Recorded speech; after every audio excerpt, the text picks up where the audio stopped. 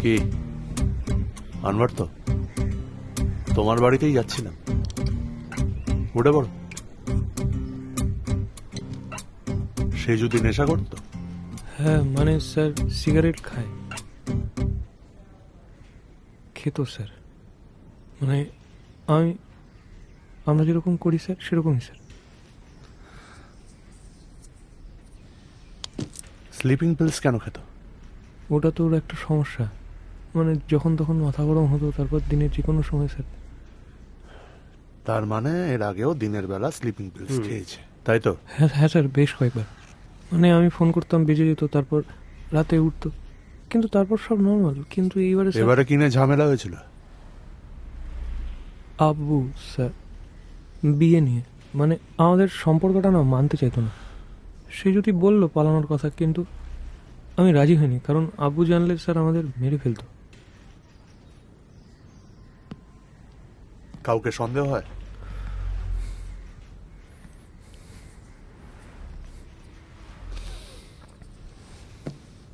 R you sure?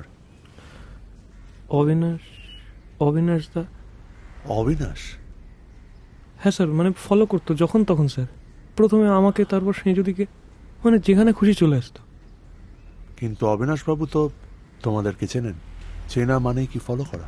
না না, সে তো আপনিও অনেককে চেনেন, তাই বলে রোজ আপনার সাথে তাদের দেখা হয়ে যায়? বা দেখা হলে আপনি বাড়িতে বলে দেওয়ার হুমকি দেন, বা ফোন করে বুলি করেন? উদ্দেশ্য? জানি না স্যার, আমার ভালো লাগছে না, আমি বলতে পারবো না, কিন্তু আমি জানি লোকটা এটার সাথে জড়িত। একটা মোটিভ তো থাকা দরকার। হ্যাঁ ইকবাল? স্যার, অবিনাশকে কিন্তু খুব সন্দেহজনক লাগছে। মোটিভটা খুঁজে বের করতে হবে। স্যার বলছি, আমি তাহলে এখন কি? যাও, কিন্তু আমাকে না বলে শহরের বাইরে যাবে না, যাও। স্যার। হ্যালো, নমস্কার, আমি ইন্সপেক্টর দেবব্রত সেন বলছি। আপনি সীমা দেবী তো? হ্যাঁ মানে আমায় হঠাৎ? না আসলে অবিনাশ বাবুকে সকাল থেকে ফোন করছি, কিন্তু কিছুতেই ফোনে পাচ্ছে না। উনি কি বাড়িতে আছেন?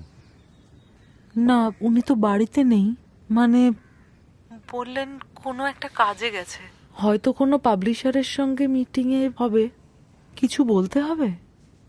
না ওই মানে ফেরত এলে বলবেন আমার একটা ফোন করতে। পুলিশ স্টেশনে আসতে হতে পারে, সামান্য কিছু জিজ্ঞাসাবাদ আর কি। তেমন চিন্তার কিছু নেই তো? আরে না না, নিশ্চিন্তে থাকুন। আবার এতটাও নিশ্চিন্তে থাকবেন না যে স্বামী কোথায় গেলেন, কি করলেন সেটার খোঁজ খবর রাখলেন না। ঠিক আছে, রাখছি। হ্যাঁ,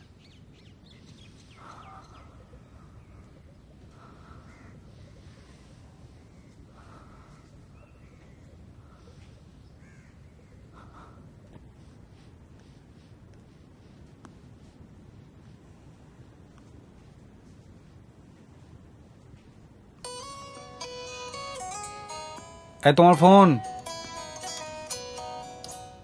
তোমার ফোন। হ্যাঁ যাই।